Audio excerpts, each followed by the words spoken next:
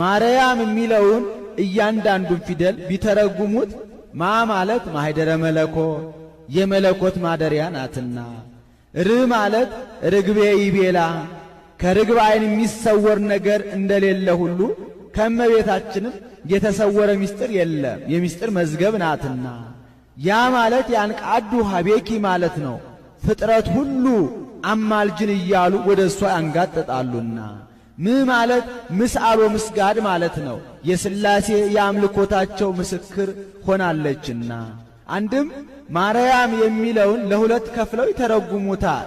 ማር በዚህ ዓለም በጣዕሙና በፈዋሽነቱ ተወዳዳሪ የሌለው የሰው ልጆች ምግብ ነው። ያም በላይ በሰማይ በመዓዛው ተወዳዳሪ የሌለው ምግበ ነፍስ ነው። ከፍጥረታት መካከል እመቤታችን በጣዕመ ጸጋዋና በመዓዛ ቅድስናዋ ተወዳዳሪ